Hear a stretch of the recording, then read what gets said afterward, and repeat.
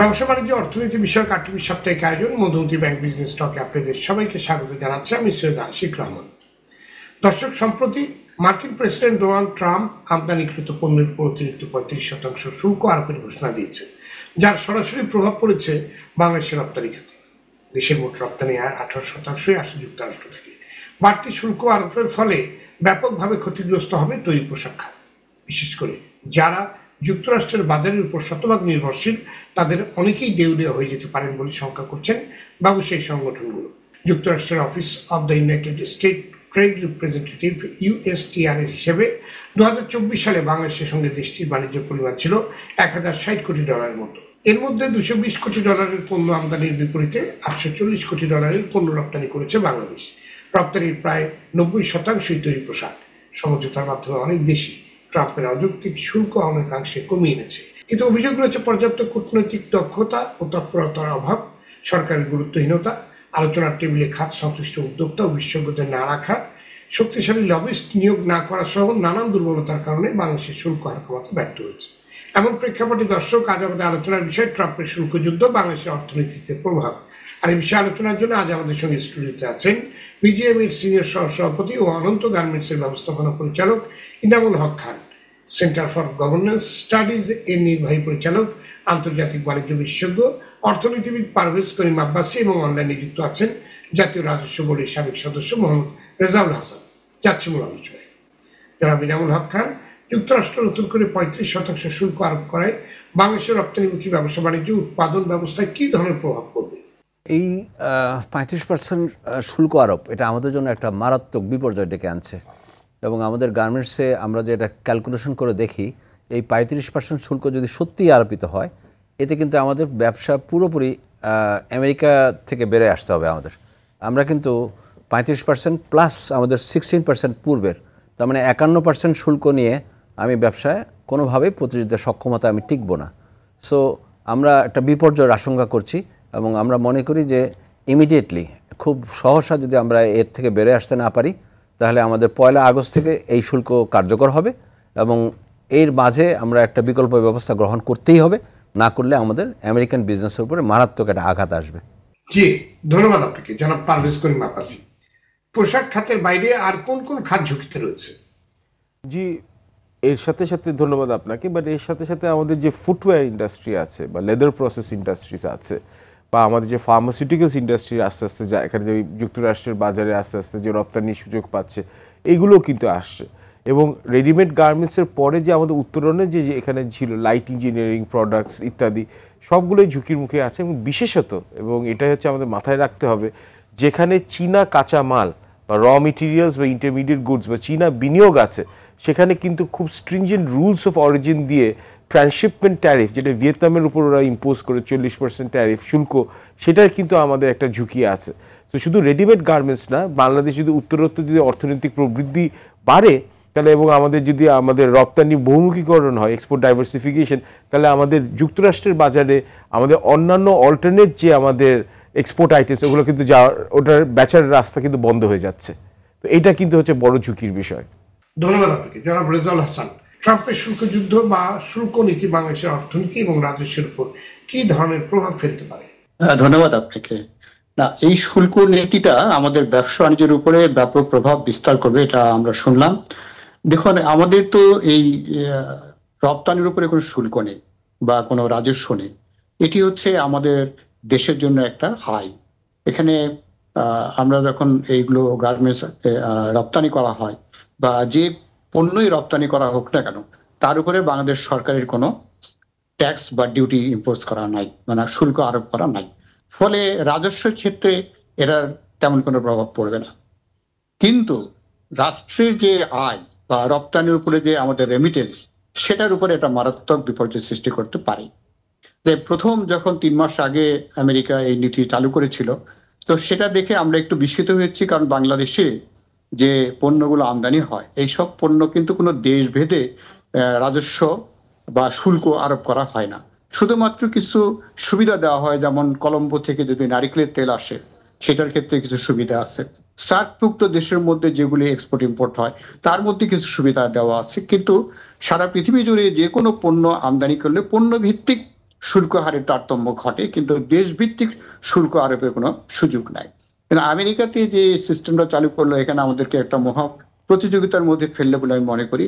সেই ক্ষেত্রে আমরা রপ্তানি যদি অন্য জায়গায় ডাইভার্ট করতে না পারি, কিংবা আমাদের যে রপ্তানি ডাইভার্সিফিকেশন আমরা যে বলি, সেইখানটায় আমরা যদি কোনো ভূমিকা রাখতে না পারি, তাহলে দেশীয় যে রাজস্ব, সে রাজস্বের উপরে হয়তো বা সামান্য কোনো ইম্প্যাক্ট হইতেও পারে, কিন্তু এই আমেরিকার কারণে এবং এই আমেরিকা রপ্তানি বন্ধ হয়ে গেলে কিংবা এই প্রতিযোগিতায় আমরা টিকে থাকতে না পারলে তাতে রাজস্বের উপরে তেমন কোনো প্রভাব পড়বে বলে আমি মনে করি না। ধন্যবাদ আপনাকে। জনাব ইনামুল হক খান, ভারত ভিয়েতনামের মতো প্রতিযোগী দেশগুলোর সঙ্গে বিশ্ব বাণিজ্যে টিকে থাকতে দেশের পোশাক খাতের প্রস্তুতি আসলে কি? প্রস্তুতি এই মুহূর্তে এটা তো একটা সারপ্রাইজ ঘটনা ঘটে গেল, খুব বেশি দিন তো আমরা এখনও সময় পাইনি। তো এর মাঝে আমরা যেটা দেখতে পাচ্ছি, ভিয়েতনাম খুব ভালো একটা অবস্থানে আছে। ভারতের ব্যাপারটা আমরা এখনও স্পষ্ট না, তারা কতটুকু তারা বেনিফিট তারা অর্জন করেছে এটা আমরা এখনও শিওর না। তবে আমরা মনে করি যে ভারতও কিন্তু ভালো একটা সুবিধা আদায় করবে, এরকম একটা ইঙ্গিত পাওয়া যাচ্ছে। তো বাংলাদেশ এর মাঝে যদি আমরা নিজেদের ব্যাপারে আমরা যদি ঠিকমতো একটা লাইক 20% এবং এর নিচে যদি থাকতে পারি, তাহলে তো কোনো কথাই নেই আমাদের। আমরা মনে করি যে আমরা টিকে থাকবো। যদি 20-র উপরে থাকে, ইভেন 25 পর্যন্ত হয়তো আমরা এই ধকল নিতে পারবো। 25%-এর উপরে যদি চলে যায় তাহলে আমাদের জন্য এটা সত্যি কঠিন হবে। এখন প্রিপারেশন আমার কেন জানি মনে হচ্ছে যে এই হোল জিনিসটা একটু অন্যভাবে ভাবা দরকার। আমাদের ভাবাটা দরকার কিভাবে, যেমন ভিয়েতনাম কিন্তু অলরেডি অপটিমাম গার্মেন্টসে তারা অপটিমাম পর্যায়ে আছে অলরেডি, তারা ম্যাক্সিমাম, এবং তারা কিন্তু হাই এন্ডে কাজ করে। বাংলাদেশ কিন্তু বেসিক প্রোডাক্টসের উপরে আমরা স্পেশালিস্ট, আমরা বেসিক প্রোডাক্টসে আমরা খুবই ভালো। এই জায়গায় কিন্তু ভিয়েতনাম আমাদের সাথে খুব একটা প্রতিযোগিতা পারবে না। অ্যান্ড দেন কামস ইন্ডিয়া কিন্তু সেই সক্ষমতা এই মুহূর্তে অর্জন করে নেই। ইন্ডিয়ায় সেটার জন্য সময় লাগবে, 2 বছর সময় লাগবে ইন্ডিয়া রেডি হতে। আমাদেরকে যদি রিপ্লেস করতে হয় বা আমাদের পুরো প্রোডাকশন যদি ইন্ডিয়া নিতে হয়, তাহলে 2 থেকে 3 বছর লাগবে ইন্ডিয়ার। তার মানে আমরা কিন্তু সময় পাচ্ছি বিকল্প ব্যবস্থা করার জন্য। আমরা যদি হাতে সময় পাই, আমরা অবশ্যই বিকল্প যে বাজার আছে আমাদের, Australia, Japan, Saudi Arabia and United Arab Emirates, ওখানে ব্রাজিল, চিলি, আমরা এইসব দেশে কিন্তু আমরা, ইভেন রাশিয়া, এসব দেশে কিন্তু আমরা ভালো প্রবৃদ্ধি অর্জন করেছি। আমরা আরও করতে পারবো। এবং যদি আমরা সত্যিকারে যদি একটা সময় পাই, 2 থেকে 2 বছর যদি আমরা সময় পাই, এর মাঝে কিন্তু আমরা বিকল্প একটা মার্কেট আমরা রেডি করে ফেলবো। এটার ব্যাপারে আমরা কনফিডেন্ট। এবং আমরা তো বিকল্প মার্কেট তৈরি করে ফেলবো আপনি বলতেছেন, যে সেটা মানে ভবিষ্যৎ, মানে যেটা অনেক আগেই করা উচিত ছিল, যেটা আমরা করতে ব্যর্থ হয়েছি। বাট এই যে প্রতিযোগী দেশগুলো যারা এই সুবিধাগুলো পাচ্ছে, সেখানে যদি আমাদের সেই সুবিধা আপনাদের কমে যায়, তাহলে তো আমরা এই মার্কেট টিকতে পারবো না। এটা তো অবভিয়াস, সবাই মানে এটা সবার কাছে পরিষ্কার। না, টিকতে না পারলেও আমার বিকল্প একটা দেশ তো আমার প্রোডাকশনটা করতে হবে। আমার প্রোডাকশন যদি করতে হয়, তাহলে সেই দেশ কোথায়? অনলি কান্ট্রি যেটা আমরা দেখি, এখানে মাথায় রাখতে হবে যে বাংলাদেশের আপনার এক্সপোর্টের মোট রপ্তানি আয়ের 18% শুধু যুক্তরাষ্ট্র থেকে আসে। এটা কিন্তু একটা বিগ, মানে ইটস এ বিগ নাম্বার। দুটো জিনিস আছে, একটা হচ্ছে প্রোডাকশন, যে পাইপলাইন, এখন যে পাইপলাইনে যে প্রোডাকশন আছে, এটা আমাদের প্রোডাকশন আমরা শেষ করে আমরা এক্সপোর্ট করব। সেটার জন্য আমরা সার্টেন ডিসকাউন্টস আমাদের বায়াররা চাচ্ছে আমাদেরকে, একটা ডিসকাউন্ট লাইক 5% to 10% একটা ডিসকাউন্ট। এই ডিসকাউন্ট আমরা সবাই মিলে আমরা এটা হ্যান্ডেল করতে হবে। সাপ্লায়ার, যেমন ফ্যাব্রিক সাপ্লায়ার আমরা আছি, বায়ার নিজেও অ্যাবজর্ব করবে। প্রাথমিক শর্ত হচ্ছে আমরা 20%-এ থাকতে হবে, এটা আমার কথা। প্রাথমিক শর্ত 20 থেকে 25 হলে আমরা একটা প্রতিযোগিতা করতে পারবো। যদি এর বেশি থাকে, যদি 35 হয়, তাহলে আমরা definitely we are losing out. আমি বললাম যে আমাদের পাইপলাইনে যে অর্ডারগুলো আছে, এই অর্ডারগুলো আমরা বের করে ফেলবো, করে আমরা বিকল্প মার্কেটে যাব। বিকল্প মার্কেট কিন্তু আমরা আছে অলরেডি, আমরা করেছি অনেক ভালো। হচ্ছে একমাত্র ইন্ডিয়া ছাড়া অল বিকল্প মার্কেটে আমাদের ভালো প্রবৃদ্ধি, অনেক ভালো। ইভেন সৌদি আরবিয়াতে আমাদের 58% প্রবৃদ্ধি। যদি আমরা টিকতে না পারি, আমার বিকল্প মার্কেটে যেতে হবে, বিকল্প মার্কেট আরও ফার্দার ডেভেলপ করতে হবে, এবং আমরা বিকল্প মার্কেটে চলে যেতে হবে। যদি আমরা আমেরিকায় টিকতে না পারি, আমি বলছি আমি তো আমেরিকা চাই, আমি তো আমেরিকায় ব্যবসা করতে চাই, কিন্তু ব্যবসা যদি করতে না পারি, তখন আমি বিকল্প মার্কেটে চলে যেতে হবে। আমি সেটা বলছি আর কি। ভিয়েতনাম যদি নেগোসিয়েশন করে আপনার শুল্ক 20% নামিয়ে আনতে পারে, 20% নামিয়ে আনতে পারে, তো আমরা কেন পারলাম না? আমরা কেন পারছি? আমরা কেন পারবো না? আমরা কেন চেষ্টা করছি? এটা আমি যদি বলি, আমাকে যদি প্রশ্ন করা হয়, আমরা কিন্তু 3 মাস খুব যে একটা এফোর্ট দিয়েছি তা না, কিন্তু এইটা 3 মাস আগে আমরা 3 মাস সময় পেয়েছিলাম, এবং আমাদের কিন্তু নেগোসিয়েশনের ক্ষেত্রে আমরা অনেক স্লো। আমাদের ব্যবসায়ী সংগঠনগুলো রয়েছে, আমাদের বাণিজ্য উপদেষ্টা রয়েছেন, আমাদের বাণিজ্য মন্ত্রণালয় আছে, সব রয়েছে। তাহলে আমরা কেন বসে থাকলাম 3 আমি মাস? বিজিএমইএ, বিকেএমইএ, বিটিএমইএ আমাদের 3টা সংগঠন যারা stakeholder, direct stakeholder, আমাদের সাথে কিন্তু কোনো ডিসকাশন হয়নি। এই 3 মাস কিন্তু আমরা রেডি ছিলাম, গভর্নমেন্ট আমাদের ডাকবে, আমরা তাদের ফিডব্যাক দিব, এই ফিডব্যাকটা হাতে নিয়ে তখন তারা নেগোসিয়েশনে যাবে। নোবডি কল্ড আস, আমাদের কেউ ডাকে নাই। আমাদের ডাকলে আমরা তাদেরকে বিভিন্ন সলিউশন দেওয়ার চেষ্টা করতাম, সাজেশন দেওয়ার চেষ্টা করতাম। বায়াররা আছে, Walmart the biggest buyer in the world, Walmart আছে, গ্যাপ আছে, লিভাইস আছে, আমেরিকান বায়ারদেরকে সঙ্গে নিয়ে আমরা একসঙ্গে আমরা এই ব্যাপারে আমরা প্ল্যাটফর্মে নামতাম, একসঙ্গে যুদ্ধ করতাম। ইভেন আমরা মনে করি যে আমাদের একটা national tariff response task force হওয়া উচিত ছিল। সঙ্গে সঙ্গে আমরা লাস্ট 3 মাস আমরা সবাই মিলে কাজ করলে আমি মনে করি যে আমরা অনেক ভালো একটা অবস্থানে থাকতে পারতাম। তো we have lost the time. যুক্তরাষ্ট্রের সঙ্গে দ্বিপাক্ষিক বাণিজ্য চুক্তি বা জিএসপি পুনর্বহাল কি এই সংকট মোকাবেলায় সহায়ক হতে পারে? আচ্ছা, আমি আপনার কথার উত্তর দিচ্ছি, কিন্তু আমি আপনার কথা থেকে আমি টেনে আনি কিছু কিছু কথা। আপনার প্রশ্ন ছিল, একটা কথা হচ্ছে যে আপনি যে আপনার প্রশ্নের মধ্যে এটা খুব যথার্থ প্রশ্ন ছিল। ভিয়েতনামের সাথে যুক্তরাষ্ট্রের বাণিজ্য ঘাটতি হচ্ছে $125 বিলিয়ন, $125 বিলিয়ন। আর বাংলাদেশের সাথে যুক্তরাষ্ট্রের বাণিজ্য ঘাটতি হচ্ছে $6.2 বিলিয়ন। এটা হচ্ছে প্রথম মাথায় রাখতে হবে। তার মানে কিন্তু এই ভিয়েতনাম হচ্ছে যে এখানে হচ্ছে এটা জি, এবং এটা 25% হচ্ছে ওদের শুল্ক কমিয়ে নিল, আর আমরা হচ্ছে যে আমাদের এখানে হচ্ছে যে মাত্র 2% কমলো। এমনকি মিয়ানমারের হচ্ছে যে 4% হচ্ছে শুল্ক কমেছে, এবং মিয়ানমারে কিন্তু সরকার ওইরকম অ্যাক্টিভও না। তার মানে হচ্ছে যেটা আমাদের প্রথমে মাথায় রাখতে হবে, it's not necessary always about economics.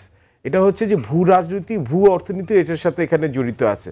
Vietnam তার যে ভূ রাজনৈতিক যে এখানে গুরুত্বটা, এবং এই যে চীনকে ঠেকানোর জন্যে যে ওরা যে যুক্তরাষ্ট্রের সাথে অ্যালাইনমেন্ট করবে, এটা কিন্তু ওরা সরাসরি কিন্তু যুক্তরাষ্ট্রের সাথে এভাবে এনগেজ করেছে, সাকসেসফুল লবিজ ওরা নিয়োগ করেছে, এবং হচ্ছে যে ওরা কিন্তু সেনেটর, কংগ্রেসম্যান সব জায়গায় হচ্ছে ওরা রিচ আউট করেছে। এবং ভাই যেটা বললেন, এটা আমরা আরও একটা দুটো প্রোগ্রামে এখানে দেখা হয়েছে বা আমরা আলাদাভাবে বলেছি। এক হচ্ছে যে আমাদের অন্তর্বর্তীকালীন সরকার অন্যান্য দেশ থেকে তো শিখতে পারতো। জাপান যে যুক্তরাষ্ট্রের স্ট্র্যাটেজিক অ্যালাই, ওরা ন্যাশনাল ইকোনমিক সিকিউরিটি মানে ন্যাশনাল ইকোনমিক এখানে হচ্ছে এটা ক্রাইসিস হিসেবে ওরা ঘোষণা দিয়েছে। জাপানের যে প্রধানমন্ত্রী, যেহেতু সে ট্রাম্পের কাছ থেকে এখানে ট্যারিফটা নামাতে পারেন নাই, ও কিন্তু অ্যাকচুয়ালি রেজিগনেশন দিতে বাধ্য হতে পারে। এটা নিয়ে জাপানে এখন হচ্ছে জোর আলাপ চলছে। আমাদের এখানে প্রাইভেট সেক্টরের সাথে পুরোপুরি বা বেসরকারি খাতের সাথে আমাদের যে রাজনৈতিক পট পরিবর্তনের পর এটা এখন যেটা হয়েছে যে এক ধরনের নির্লিপ্ততা চলে আসছে। বেসরকারি খাতের উদ্যোক্তারা ওনারাও মনে করেন হচ্ছে যে আমরা বেশি সরকারকে এখন সমালোচনাও করব না, বা আমাদেরকে যদি না ডাকে আমরা করব না এমনকি। আর সরকারের মধ্যে আমরা দেখেছি হচ্ছে যে বেসরকারি খাতে যে উদ্যোক্তাদের, স্পেশালি রেডিমেড গার্মেন্টসের যে এক্সপার্টিস আছে, ওগুলো অন বোর্ডে নেওয়াটা এটা আমার মনে হয় এখন আমরা দেখতে পারি না, লাস্ট 1 বছর তো দেখছি না। এবং তার সাথে সাথে আপনি যদি এখানে দেখেন, সবচেয়ে বড় জিনিস যেটা আমরা ভুলে যাচ্ছি, শুধু যুক্তরাষ্ট্র আমাদের সর্ববৃহৎ রপ্তানিকারী বাজার না, আবার চীন হচ্ছে আমাদের সর্ববৃহৎ হচ্ছে আমদানিকারী বাজার। 26% আমাদের হচ্ছে কাঁচামাল চীন থেকে আসে, এবং নিটওয়্যার এবং হচ্ছে ওভেন গার্মেন্টসের বেশিরভাগ কাঁচামাল আসে হচ্ছে চীন থেকে। নিটওয়্যারে তাও 90% হচ্ছে আমাদের দেশি উৎপাদনকারীরা তারা সাপ্লাই করতে পারে, কিন্তু আপনার ওভেনে এটা হচ্ছে যেটা আমাদের অধিকাংশ আমাদের যে ওভেনে আমাদের এখানে রপ্তানি হয় যুক্তরাষ্ট্রের বাজারে, এখানে হচ্ছে 70% হচ্ছে যে আপনার হচ্ছে যে কাঁচামাল, অ্যাপারেল সবগুলো আসে চীনের বাজার থেকে। আর যুক্তরাষ্ট্র এখন এখানে প্রপোজ করছে, যেটা আমি শুনতে পাচ্ছি, রুলস অফ অরিজিনের 40%, 40% হচ্ছে লোকাল ভ্যালু এডিশন হবে, যেটা আমাদের রেডিমেড গার্মেন্টস ফ্যাক্টরির জন্য বা উদ্যোক্তাদের জন্য সাস্টেনেবল না শর্ট রানে। এবং আরেকটা জিনিস হচ্ছে আমাদের নির্লিপ্ততা আছে। আপনি বললেন না যে গায়ে হাওয়া লাগানো, আমাদের তো আমরা তো এত কম দামে তো বেচি, তা যুক্তরাষ্ট্র যাবে কোথায়? আগে সরকারের আমলেও দেখেছি যে বলা হতো যখন যুক্তরাষ্ট্র স্যাংশনস দেয়, তখন আমি দেখেছি আগে সরকারের কুশীলবরা বলেছে জুজুর ভয় দেখিয়ে লাভ নেই, আমরা তো আমাদের মতো এখানে সর্বনিম্ন দামে কে বেচতে পারে, বাল্ক বাইং, সত্যি কথা। কিন্তু there is always an alternative. আর 2 বছর 3 বছর পর আর্টিফিশিয়ালি ডিস্টর্ট করে চীনের এখন রপ্তানি কমে গেছে না যুক্তরাষ্ট্রের বাজারে, তার জন্য তো আমরা 29% আমাদের হচ্ছে রপ্তানি যুক্তরাষ্ট্রের বাজারে বেড়ে গেছে জানুয়ারি থেকে এপ্রিলের প্রথম কোয়ার্টার এই বছর অর্থ বছরে। এটা তো চীনের কমাতে আমাদের বেড়ে গেছে। এবং এখন বাইরেরা বলছে যে কেন এখন তো ভিয়েতনামের তো তোমাদের চেয়ে হচ্ছে 15% হচ্ছে ট্যারিফ কম, যদিও বা ওরা চায় আবার প্রোডাক্টের এখানে হচ্ছে ডিফারেন্স আছে, ওরা হাই এন্ড প্রোডাক্ট করে, আমরা মিডিয়াম এন্ড এবং লো বেসিক প্রোডাক্ট করি। কিন্তু আমাদের এখানে তো আমাদের এখন বায়ারদেরকে, আমাদের তো রেডিমেড গার্মেন্টসের প্রডিউসারদেরকে এটা চাপটা পড়বে। এবং আপনি বলেন ইউরোপিয়ান বাজারে যাবেন, ব্রাজিলের বাজারে যাবেন, ওখান থেকে তো চীনের রপ্তানি ডাইভার্সিফিকেশন হবে, ওখান থেকে ভিয়েতনামের রপ্তানি ডাইভার্সিফিকেশন হবে, ওখানে তো আপনি ইনক্রিজ কম্পিটিশন করবেন। এবং আমাদের এখানে কম্প্রিহেন্সিভ একটা ইকোনমিক প্ল্যান দরকার ছিল, যেটা একটা পলিটিক্যাল কনসেনসাস ছিল, যেটা বিউরোক্রেটিক কনসেনসাস দরকার ছিল, যে আমরা রেডিমেড গার্মেন্টস থেকে আমরা আস্তে আস্তে আর অন্য জায়গায় কীভাবে ফেজ আউট করবো। মুখে আমরা কথা বলেছি, আপনি বোধহয় 1000টা প্রোগ্রাম করেছেন, আমি অন্তত 400-500 প্রোগ্রাম করেছি, ভাইও এখানে করেছে, কিন্তু আমাদের কিন্তু এখানে আমরা কিন্তু সবসময় রিঅ্যাক্টিভ, প্রোঅ্যাক্টিভ না। এবং আমরা কেন লবিস্ট কেন নিয়োগ করলাম না, কেন আমরা বেসরকারি উদ্যোক্তাদের সাথে আমাদের বাংলাদেশে আমাদের সরাসরি সরকার টপ মোস্ট আমাদের এখানে প্রায়োরিটি দিয়ে এটা করা উচিত ছিল, যখন দেশের এত বড় এখানে হচ্ছে ভবিষ্যতে সাধারণ মানুষ। না, আমার কাছে সবচেয়ে আশ্চর্যজনক লাগছে যে 3 মাস পর এসে আমরা চিন্তা করছি এখন আমরা কি কি করতে পারি। না না, এটা অ্যাকসেপ্টেবল না। আপনি যেটাই বলুন ওইটাই বলুন। আর এখন মনে করেন যে বলছি নেগোসিয়েশন হবে, নেগোসিয়েশন হয়ে আমরা মনে করেন যে 10% ধরে রাখি, দেশের জন্য চিন্তা করছি, 10 থেকে 15% যদি কমে যায় আলহামদুলিল্লাহ, কিন্তু তার পরিবর্তে আপনাকে কতটুকু ছাড় দিতে হবে। আমরা তো এমনিতে IMF এর থেকে লোন নিয়ে বসে আছি, ADB থেকে লোন নিচ্ছি, ওয়ার্ল্ড ব্যাংক থেকে লোন নিচ্ছি, আমি বলছি বোয়িং কিনবো, আমি বলছি হচ্ছে সয়াবিন এখানে আমদানি করব, আমি বলছি যে জেনেটিক্যালি মডিফাইড কটন আমি আমদানি করব। আরে আমার টাকাটা আসবে কোথা থেকে? চীন থেকে তো আমি। এবং last but not the least, আমরা অলরেডি ভারতের সাথে ট্রান্সশিপমেন্ট আমরা এখানে হচ্ছে আমাদের ট্রেড ওরা ক্যান্সেল করে দিয়েছে, যেখান থেকে আমাদের $476 মিলিয়ন আমাদেরকে সেল করা হতে হচ্ছে 15 মাসে। আমাদের পোর্টস এয়ারপোর্ট ক্যাপাসিটি আমরা বাড়াতে পারি নাই, তাহলে তো ভারতের উপরে আমাদের নির্ভরশীলতা হতো না। এবং আমাদের জ্বালানি সংকট আছে, যেটার জন্য আমরা আমাদের কাছে একেবারে হচ্ছে আমাদের কম্পিটিটিভনেস বা প্রতিযোগিতা যেটা মূলক যে এখানে একটা প্রবৃত্তি আমাদের রেডিমেড গার্মেন্টসে অনেকটা কমে গেছে। তার সাথে সাথে যখন আপনারা দেখবেন যে দাম কমতে থাকবে, আবার যদি শ্রমিক অসন্তোষ শুরু হয়ে যায়, আমি কিন্তু অনেক কিছু একটা অ্যাঙ্গেলে বলছি, এবং এটার জন্য কোনো ন্যাশনালি কোঅর্ডিনেটেড পলিসি হয় নাই। এবং রাজনৈতিক দলগুলো ওখান থেকে আমার মনে হচ্ছে যে এরাও এটার ব্যাপারে হচ্ছে যে গুরুত্ব দেওয়া উচিত, কেন দেশ সবার। এবং এই বিষয়টা শুধু আমার আপনার টকশোর মধ্যে কথা বলার না, বা BGM এর কথা না। যুক্তরাষ্ট্র হচ্ছে পৃথিবীর সর্ববৃহৎ অর্থনীতি। আপনি যুক্তরাষ্ট্রে বলেন ট্রাম্প পাগলামি করছে, ওর ভাই বলেন যে মোস্ট ফেভার নেশন স্টেটাসে আমরা করি, কিন্তু আমরা সবার সাথে ট্রিট করি, ট্রাম্প ওটাকে সে তোয়াক্কা দিচ্ছে না, মাল্টিল্যাটারাল ট্রেডিং সিস্টেমকে সে কোনো দিকেই সে LDC তো সে মানেই না, যুক্তরাষ্ট্র অনেক দিকে মানে না। এবং যুক্তরাষ্ট্র এখন কি চায়, ভূ রাজনৈতিক এই সুবিধা যদি চাই, ওগুলো আমাদের এখন মাথায় নিতে হবে, এবং এর জন্য রাজনৈতিক দলগুলোকে নিতে হবে। এটা একা আমরা সামলাতে পারবো না, এটা শুধু অর্থনীতির ব্যাপার না, কিন্তু এটা আমি বারবার বলছি। ধন্যবাদ আপনাকে জনাব রেজাউল হাসান। যুক্তরাষ্ট্রের শুল্ক ইস্যুতে বাংলাদেশের তরফ থেকে আরো অনেক বেশি গুরুত্ব দেওয়া দরকার ছিল বলে মনে করছেন অনেকে। সংশ্লিষ্ট ব্যবসায়ী, বিশেষজ্ঞ, এমনকি আমেরিকান বায়ারদেরকেও আলোচনায় অনবোর্ড করা দরকার ছিল। এ ব্যাপারে আপনার বিশ্লেষণ শুনতে চাই। ধন্যবাদ। আমিও তাই মনে করি, এবং এটা আরো 3 মাস আগের থেকে অত্যন্ত গুরুত্বের সঙ্গে দেখা উচিত ছিল, প্রথমত। দ্বিতীয়ত হচ্ছে যে আমরা দেখতে পাচ্ছি যে মার্কিন যুক্তরাষ্ট্র এই শুল্ক আরোপের একটা মানে অর্থনৈতিক খেলা বা একটা রাজনৈতিক খেলার মতো ধরে নিয়েছেন, কি যারা ওনাদের সাথে এই ডিলটা ভালোভাবে করতে পারছেন তাদেরটা কিন্তু কমে যাচ্ছে, অথবা তাদেরকে সেই সুবিধাগুলো দেওয়া হচ্ছে, আর যারা এটা ভালোভাবে ধরতে পারছেন না তাদেরকে সেটা দেওয়া হচ্ছে না। অনেকেই বলছেন বা অনেকের মাধ্যমে আমরা জানতে পাচ্ছি যে এটা হচ্ছে তাদের কিছু সুবিধা আদায়ের একটা কৌশল। তো ন্যাচারালি যেহেতু তারা এটা নিয়ে কৌশলী, এবং এই ধরনের নীতিমালা আমরা USA তে ইতিপূর্বে বহুদিন দেখি নাই। অনেক আগে যখন তাদের ফরেন মিনিস্টার ডক্টর কিসিঞ্জার ছিলেন, সেই সময় এই ধরনের একটা ছিল বলে আমরা শুনেছি, কিন্তু এরপর থেকে আমরা এরকম অস্থিতিশীলতা অথবা শুল্ক আরোপের একটা খেলা এটা ছিল না। তো সুতরাং যেহেতু এই ধরনের একটা খেলা শুরু হয়েছে এবং এটা নতুন, সেহেতু এটা খুব ভালোভাবে হ্যান্ডেল করা প্রয়োজন বলে আমি মনে করি। আমাদের যতই বিকল্প এই গার্মেন্টস রপ্তানির সুবিধা থাকুক না কেন, মার্কিন যুক্তরাষ্ট্রের মতো একটা বড় অর্থনীতির সম্পৃক্ত হওয়াটা জরুরি বলে আমি মনে করি, আর সেটাকে আরো গুরুত্বের সঙ্গে হ্যান্ডেল করা প্রয়োজন বলে আমার মনে হয়েছে। এবং আমরা দেখতে পেয়েছি যে সেই রকম গুরুত্ব কিন্তু এই আলোচনাটা আসে নাই, যদিও এখন একটা টক হচ্ছে, সেখানে শোনা যাচ্ছে বাণিজ্য উপদেষ্টা কথা বলছেন বা কিছু, কিন্তু এত দ্রুতই যে আমরা তাদের কাছ থেকে ছাড়টা পাবো সেটা কিন্তু আমার মনে হচ্ছে না। আমার মনে হচ্ছে যে হয়তো আমাদের এখনো সময় আছে, যদিও 3 মাস সময় চলে গেছে, সেই সময়টা ভালোভাবে ব্যবহার করা হয়নি, কিন্তু আগামী আরো 3 মাস কেন আমরা ব্যবহার করব না, সেই 3 মাসের ভিতরেও যদি আমরা এই সুবিধাটা নিতে পারি, তাহলে পাইপলাইনের এক্সপোর্টটা তো চলমান থাকবে, আর পরবর্তী যে অর্ডারগুলো আসবে সেই অর্ডারগুলোতে হয়তোবা আমরা সেই সুবিধাটা নিতে পারবো। আনটিল আনলেস যেটা ইকোনমিস্ট সাহেব বললেন যে ঔষধ বা ফুটওয়্যারের মতন প্রোডাক্ট মার্কিন যুক্তরাষ্ট্রে আমরা সেই পরিমাণে রপ্তানি করতে সক্ষম হব, তখন হয়তো বা এটা নিয়ে আমরা অন্যরকম চিন্তা করতে পারি। কিন্তু তার আগে আমাদের এই মার্কেটটা হারানো কোনোভাবেই ঠিক হবে না, কারণ আমরা তো এখনো অপ্রিমিয়াম লেভেলে পৌঁছিনি।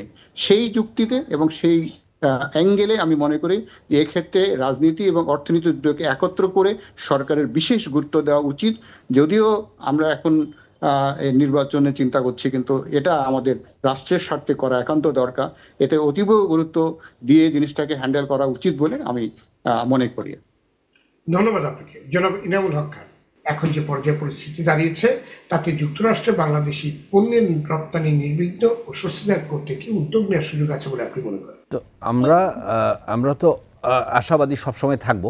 আমি মনে করি যে আমাদের যে নেগোসিয়েটর বশির সাহেব, আমাদের অ্যাডভাইজার, উনি আছেন সেখানে, তো উনি ডেফিনেটলি একটা কিছু করবেন। আমরা আশা করতেছি যে একটা কিছু পজিটিভ হবে। পজিটিভ যদি চিন্তা করি, সব যদি হয়, আমরা যদি 20% নামে নিয়ে আসতে পারি, আমরা কিন্তু সক্ষমতা অর্জন করব। আমরা মনে হয় আমরা প্রতিযোগিতা থাকবো। যদি না হয়, আমি সেইটা বলতে, যদি না হয় আমার যেমন ফ্যাক্টরি, আমার 20% এক্সপোজার আমেরিকান মার্কেটে, তো আমার আপাতত আমার 20% নিয়ে আমি শঙ্কিত। যদি এইটা যদি না হয়, তাহলে আমার পাইপলাইনের অর্ডারগুলো শেষ করে আমরা তখন সবাই কি করব, বিকল্প বাজারে যাব। আমরা ইউরোপে যাব, আবার আমরা ইউরোপ লাইক অস্ট্রেলিয়া, জাপান, এখানে যাব। কিন্তু সেটা হচ্ছে পরের কথা। কিন্তু আপাতত আমরা এখনও আশাবাদী। আমরা মনে করি যে আমাদের যে রিপ্রেজেন্টেটিভ আছেন, ওনারা একটা ভালো ফল নিয়ে আসবেন। এবং আমরা তো জানি যে আপনাদের কিছু বায়ার আছে যারা আসলে যুক্তরাষ্ট্রে অনেক প্রভাবশালী, কিংবা তাদের প্রভাবশালী যোগাযোগ রয়েছে, তো তাদের সাথে তাদেরকেও তো কাজে লাগানো যেত। আমরা তো বায়াররা আমাদেরকে বলছে যে তোমরা আমাদের ডাকছো না কেন? তা আমরা বললাম যে আমরা তো রেডি। এখন গভর্নমেন্ট যদি আমাদেরকে ডাকে, আমরা তোমাদেরকে নিয়ে আমরা একসঙ্গে একটা ফ্রন্ট তৈরি করব, একসঙ্গে যখন কাজ করব। কারণ তাদের লবিং কিন্তু ইউএস গভর্নমেন্টের সাথে অনেক বেটার। লাইক ওয়ালমার্ট কিন্তু ইউএস গভর্নমেন্টের সাথে স্ট্রং লবি। তাকে যদি আমার পাশে পাই, তাহলে তো আমি কত স্ট্রং একটা নেগোসিয়েশন পুরো, মানে এখন আমরা মানে ওয়ালমার্ট মানে যুক্তরাষ্ট্র। আমাদের বায়াররা বলছে যে ভাই আমাদের হেল্প নাও। এখন আমরা হেল্পটা কিভাবে নেব? আমাদের তো গভর্নমেন্ট লাইক আমরা একটা অ্যাপয়েন্টমেন্টও পাচ্ছি না। আমরা ইলেকশন হয়ে গেল, আমরা নিয়ারলি 1 মাস তো হয়ে আসছে প্রায়। তো আমরা এখন পর্যন্ত 1 মাস হয়ে গেছে। নেক্সট মান্থে আমরা এখন 10 তারিখে আছি। সো এখন পর্যন্ত আমরা প্রধান উপদেষ্টার সাথে দেখা হয় নাই। সো আমাদের একটা পোশাক নির্ভর অর্থনীতি বাংলাদেশ। তো এই জায়গায় আমাদের ইলেকশন হওয়ার পর প্রথম প্রায়োরিটি হচ্ছে আমাদেরকে ডাকা, তোমরা আসো, তোমরা কি বলতে চাচ্ছ। তো আমরা তো এখনও অ্যাপয়েন্টমেন্টও পাই নাই। We have not yet received invitation. So এটা একটু আমার কাছে মনে হয় যে একটু আমাদের সেক্টরটাকে অবহেলা করা, মানে বাংলাদেশকে অবহেলা করা। আমাদের এই সময় we cannot afford to do that. আমাদের গার্মেন্টসে 81% ফরেন এক্সচেঞ্জ আর্ন হচ্ছে। It is no joke.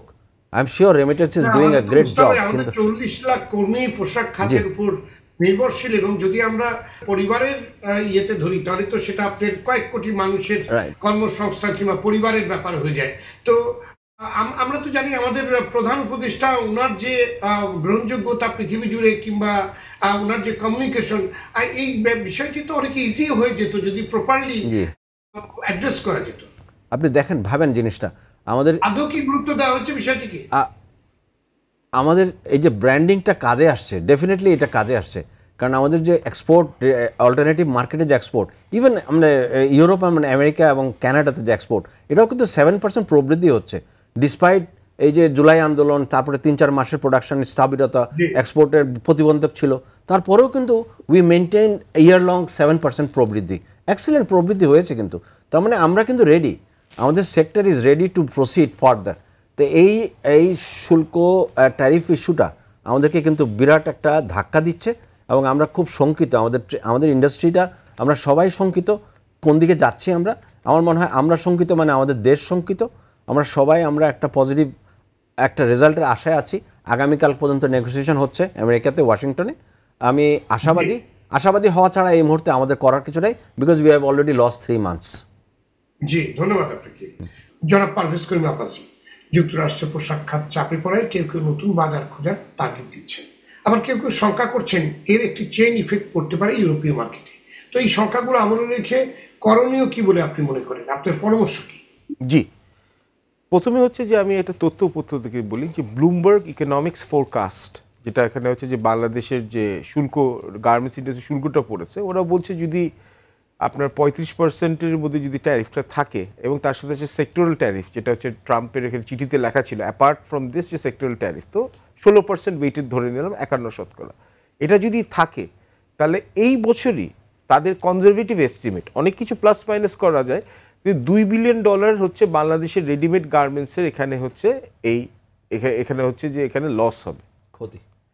তো এই ক্ষতিটা যেখানে সামলানোর চারটিখানি কথা না।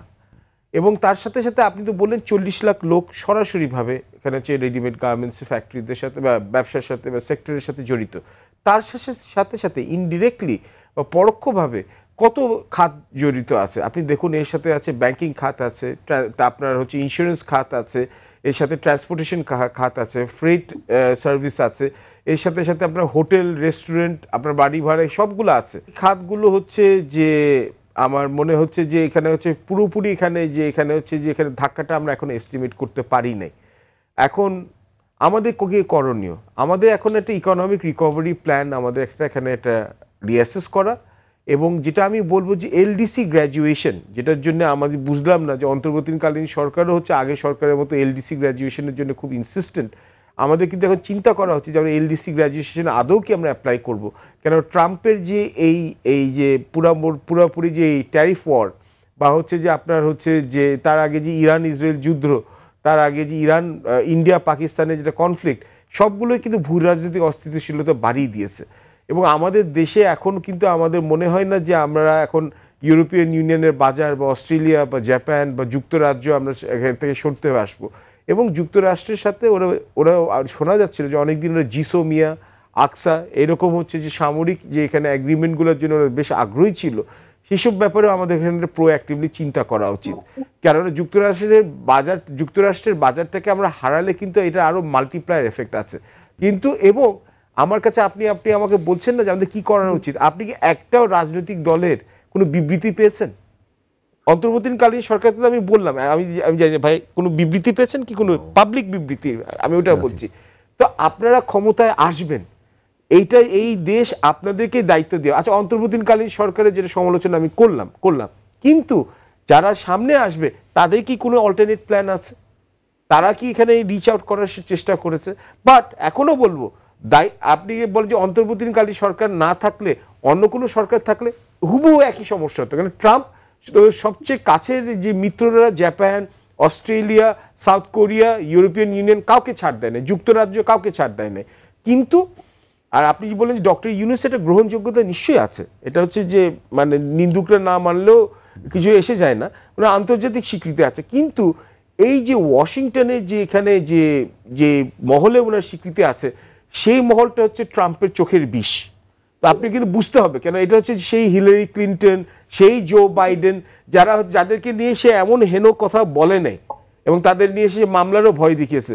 তো সুতরাং এই যে ডক্টর ইউনূসের যে নেটওয়ার্কটা আছে, সেই নেটওয়ার্কটা বোধহয় এখানে হয়তো বা ওই অর্থে বোধহয় ট্রাম্পের এখানে কার্যকারী না আপাতত। এবং আমাদের লাস্ট যে আমরা একটা বাজি ধরেছিলাম ইলন মাস্কের এখানে স্টারলিংকে নিয়ে আসা, কেন ইলন মাস্ক যেমন হচ্ছে ডিপার্টমেন্ট অফ গভর্নেন্স এফিসিয়েন্সির এখানে ছিল, তো সে হচ্ছে ট্রাম্পের খুব কাছের লোক ছিল।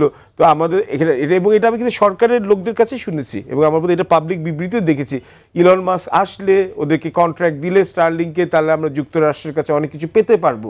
কিন্তু এখন তো দেখা গেছে ইলন মাস্কের সাথে ট্রাম্পের এখানে ফল আউট হয়ে গেছে, সম্পর্কে চির ধরে গেছে এবং ইলন মাস্ক এখন নিজে বলছে যে একটা আলাদা একটা রাজনৈতিক দল সে করবে। তো সুতরাং আমাদের অ্যাকচুয়ালি আমাদের অল্টারনেটিভ স্ট্র্যাটেজি বা ওইরকম কম্প্রিহেন্সিভ কোনো স্ট্র্যাটেজি হয়ই নাই। জি না, আপনার সেক্ষেত্রে এই যে আপনি যেটা বললেন যে জো বাইডেন কিংবা মানে আগের সরকারের সাথে যে সম্পর্কটা ছিল সেটা এখন একটু ডিফারেন্ট। তো সেক্ষেত্রে তো প্রথমে উচিত ছিল ওয়ালমার্ট কিংবা বড় বড় লবিং গ্রুপগুলো যাদের সাথে ভালো সম্পর্ক তাদেরকে কাজে লাগানো। নিঃসন্দেহে সেটাই বা আমরা করলাম না কেন? নিঃসন্দেহে আমি তো এখন এবং এটা একটা প্রবলেম হচ্ছে যে কম্পোজিশন। আপনি দেখুন, আপনি যাই বলেন ব্যবসায়ীদের নিয়ে, যা কিছু মানে কিছু অসৎ ব্যবসায়ী ছিল হচ্ছে আগের অন্তর্বর্তীকালীন সরকারের সাথে ওদের সম্পৃক্ততা ছিল, কিন্তু তা বলে ইংরেজিদের কথা আছে, you cannot throw the baby with the bath water. এবং দেখুন ব্যবসায়ীরা এবং উদ্যোক্তারা কিন্তু দেশটাকে চালায়। তো অ্যাজ এ রেজাল্ট মাথায় রাখতে হবে যে অন্তর্বর্তীকালীন সরকারও কিন্তু একজন ব্যবসায়ীকে বাণিজ্য প্রতিষ্ঠা করেছে, তাহলে তো সেটা তো তার মাথায় থাকার কথা, সেটা তো আরো ভালো, মানে আরো এফেক্টিভ হওয়া উচিত ছিল। কিন্তু তাহলে আমি আমার ভাই এখানে আছেন, উনি বলতে পারবেন উনি কতবার বসছেন হচ্ছে আপনাদের ব্যবসায়ী প্রতিনিধিদের সাথে। এবং আরেকটা প্রবলেম হচ্ছে যেখানে হচ্ছে একটা এনজিও, উনি তো বলেছেন যে ওনারা বসেননি, তাহলে আমি এটাই বলছি। এবং আরেকটা লাস্ট কম্পোনেন্ট যেটা হতে পারে, কেন এটা আমার কাছে আমার তথ্য প্রমাণ নেই, আমি আগে থেকেই বলছি, অনেকে আছেন এখানে যে সুশীল সমাজ থেকে আসছেন, মোটেও এটা খারাপ কিছু না, বা এনজিও ব্যাকগ্রাউন্ড থেকে আছেন, অনেকের সময় তাদের কাছে মনে হয় যে ঢালাওভাবে যে ব্যবসায়ীরা হচ্ছে প্রতিদ্বন্দ্বী বা ব্যবসায়ীরা হচ্ছে অসৎ। তো এইরকম যদি একটা মানসিকতা থাকে, মানে অ্যাটলিস্ট এখানে হচ্ছে যে অ্যাটলিস্ট পলিসি মেকারদের মধ্যে, আমি বলছি না ডক্টর ইউনূসের মধ্যে, কেন ওনার সবচেয়ে বড় বড় বন্ধুরাই হচ্ছে সবচেয়ে বড় বড় হচ্ছে ব্যবসায়ী, জর্জ সোরস থেকে তারপর হচ্ছে Melinda Gates, Bill Gates, Zuckerberg, এরা সবাই এখানে আছেন ওনার বন্ধু। তো কিন্তু কথা হচ্ছে যে আমার কেন জানি আমি দেখেছি শ্রমিক অসন্তোষ যেটা হচ্ছিল, এটা ভাইয়ের সাথে কথা বলছিলাম, প্রথম 5-6 মাসে শ্রমিক অসন্তোষটা হচ্ছিল যদি ন্যায়সঙ্গত কারণে হয়, শেষের দিকে তো মনে হচ্ছিল আর্টিফিশিয়ালি এটা হচ্ছে। এখন দেখুন যে আপনার এই ডেমোক্রেটরা চলে গেছে, ট্রাম্প চলে আসে, ইউএসএআইডিকে অফ করে দেওয়া হয়েছে, এখন কিন্তু অনেকগুলো এনজিও অফ, শ্রমিক অসন্তোষ কিন্তু বন্ধ। আমি আপনাকে বলছি, এবং এটা কোইন্সিডেন্স হতে পারে, কিন্তু আমি আপনাকে বলছি এটাও একটা সমস্যা। এবং আমাদের ব্যবসায়ীদেরকে আরো প্রোঅ্যাক্টিভ হতে হবে, কেননা এখন ব্যবসায়ীরা অনেক ব্যাপারে কিছু বলতে চান না, কেননা ট্যাগড হতে পারেন বা প্রোফাইল হতে পারেন। কিন্তু আপনি তো এখানে কি করবো, আমাদের ব্যবসায়ী যদি দেশ ছেড়ে সেকেন্ড হোম থার্ড হোমে চলে যায় বা ব্যবসাগুলো রিপ্লেস করে দেয়, ভারত তো বসে আছে, সবকিছু নিয়ে, পাকিস্তানও বসে আছে, কেন এখানে কেউ কাউকে ছাড় দিবে না যে আপনাদের এক্সপার্টিস নিয়ে আমরা চাই আপনাদেরকে স্থানান্তর করুন, আমরা আপনার যা যা সুযোগ সুবিধা তা দিব। ভারতের 5 ইয়ার প্ল্যানে বলা আছে যে ওরা 5 বছরের মধ্যে ওরা সেকেন্ড লার্জেস্ট এক্সপোর্টার হতে চায়, যদিও বা গ্যাপ আছে, কিন্তু এখন হচ্ছে ওরা $16.38 বিলিয়ন এক্সপোর্ট করেছে, আস্তে আস্তে গ্যাপটা তো ক্লোজ করছে, ওদের কাছে বিশাল রিসোর্সেস আছে। তো সুতরাং আমরা কিন্তু আর আমাদের মধ্যে কমপ্লেসেন্সি আছে, আরে আমার ছাড়া কেউ রিপ্লেসেবল না, এক আল্লাহ ছাড়া সবাই রিপ্লেসেবল। তো আমাদের মাথায় এই চিন্তাটা আছে, কিন্তু আনফর্চুনেটলি পলিসি মেকারদের মধ্যে আমরা দেখতে পাচ্ছি না। আমি ছোট্ট একটা পয়েন্ট অ্যাড করতে চাই, সেটা হচ্ছে যে এই বর্তমান যে বাংলাদেশ যে ডেলিগেশন ওয়াশিংটনে আছে, এই ডেলিগেশনে বিজিএম এর প্রেসিডেন্টকে ইনক্লুড করা উচিত ছিল, কারণ বিজিএম এর প্রেসিডেন্ট যদি সঙ্গে থাকতো আমি ডেফিনেটলি বলতে পারি যে আমরা একটা বেটার নেগোসিয়েশন করতে পারতাম। এখন যদি গভর্নমেন্ট যদি না ডাকে বা গভর্নমেন্ট যদি প্রয়োজন মনে না করে, তখন আমরা তো স্বপ্রণোদিত হয়ে করব, হয়তো করা উচিত ছিল, মেবি আমরা উই শুড হ্যাভ ভলেন্টিয়ার্ড। জি, আমাদের আলোচনা প্রায় শেষ পর্যায়ে। জনাব রেজাউল হাসান, শিল্পে বৈচিত্র্য আনতে এবং দামের প্রতিযোগিতায় টিকে থাকতে বাংলাদেশের উদ্যোক্তারা এখন কি ধরনের কৌশল নিতে পারে? এটা কৌশলে ইতিমধ্যে নেওয়া হয়েছে, কিন্তু সেগুলোর সঠিক বাস্তবায়ন নাই। যেমন এক্সপোর্ট ডাইভার্সিফিকেশন, এই নিয়ে কিন্তু গত 20 বছর ধরে কাজ হচ্ছে, কিন্তু কিছু উন্নতি হয়েছে বলে আমার তো মনে হচ্ছে না। যেমন ধরো যে আমরাই বিকল্প হিসেবে মাছ রপ্তানি করতাম, আমরা চিংড়ির উপর থেকে বিকল্প হিসাবে সমুদ্রের মাছ এবং আমাদের যে দেশি মাছ সেগুলো আমরা রপ্তানি করি, কিন্তু সেটার ভলিউম তো আর সেভাবে বাড়ছে না। আবার বাঁশ বেত নিয়ে আমরা ব্যস্ত ছিলাম, কিন্তু সেই বাঁশ বেত তো উজাড় হয়ে যাচ্ছে।